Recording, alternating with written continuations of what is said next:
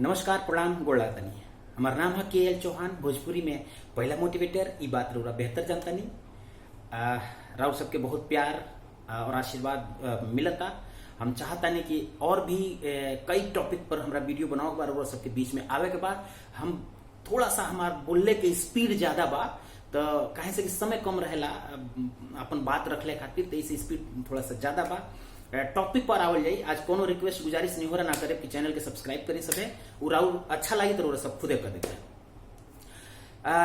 Corona काल बा, सब जगह महामारी के वातावरण बा, सब केहू परेशान बा, हताश बा, निराश बा, भविष्य अंधकार में बा, कुछ रास्ता नहीं छे सुझत। तो ए पर कौने हमनी के रिएक्ट कइल जा, रिएक्शन होला। वही रिएक्शन की वजह से हमनी के भविष्य के निर्धारण होला। भविष्य हमनी के खुद बनावल जाला। भविष्य हो सकेला कि भगवान कुछ किस्मत लिखले हुई है, ओकरे विषय में हम ज्यादा डिटेल से जानत नहीं और ऊपर हम डिस्कसो ना करें। लेकिन जहां तक हमरा बाटे की कर्म प्रधान विश्व रची राखा, जो जस करही सो तस पल चाखा, तो कर्म करे के चाहिए।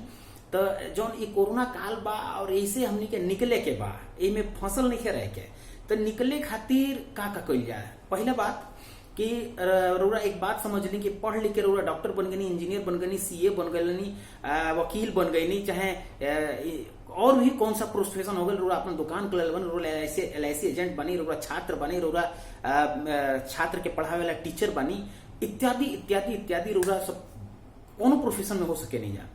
लेकिन मान ली कि रउरा पढ़ के डॉक्टर तो बन गई नहीं, लेकिन रउरा ऐसा का करता नहीं कि रउरा कामयाब भी होगी। डॉक्टर बनल तो एको डिग्री मिल गई कि रउरा डॉक्टर बन गई नहीं, आ लोग के इलाज करता नहीं। लेकिन संपूर्ण कामयाबी मिले खातिर रउरा ओके कौन तैयारी बा।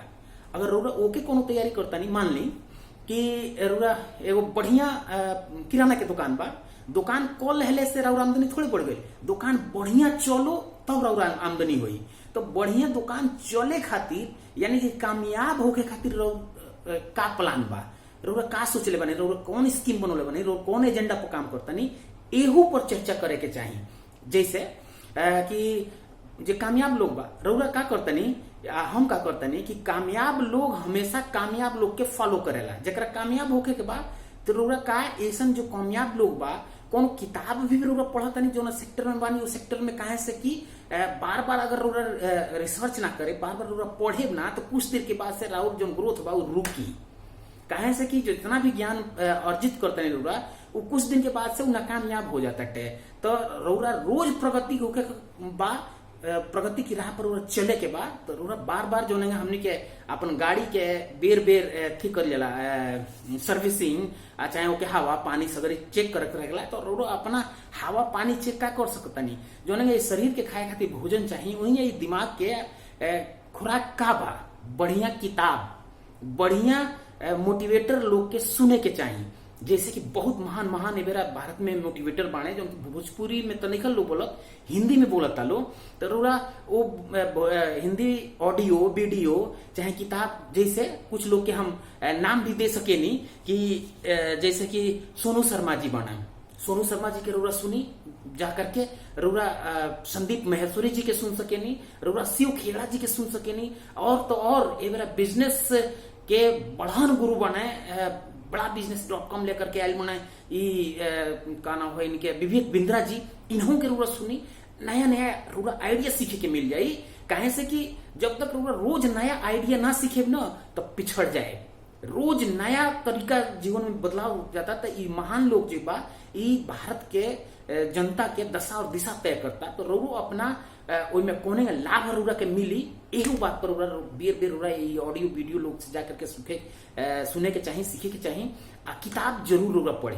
कुछ किताब हम सजेस्ट कर सके नहीं, पिछले वीडियो में मतलब द सीक्रेट इंग्लिश में बा, हिंदी में रउरा ओकरा के रहस्य सीख सकनी, मैजिक ऑफ थिंकिंग बिग, बड़ा सोच का बड़ा जादू, या उनके रॉबर्ट कियोसाकी के बुक बा rich dad and poor dad. ये तरह के तमाम तरह के किताबें, rich and grow, think and grow rich, Napoleon Hill की किताब बटे, ये सब लोग के किताब के लोग के पढ़े के चाहिए। रोज कामयाब लोग कम से कम 15 से 20 मिनट किताब पढ़ी, नहीं तो अपना के एनर्जी बूस्ट करे खातिर केहू न केहू के ऑडियो और वीडियो जरूर सुनी।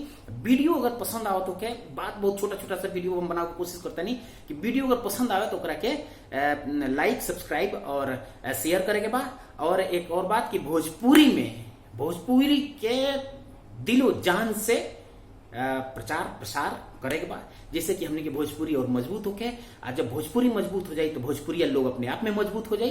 तो इतना बात कह के हम ये बात खत्म करते नहीं। नमस्कार, प्रणाम, गोल्ड आतनी।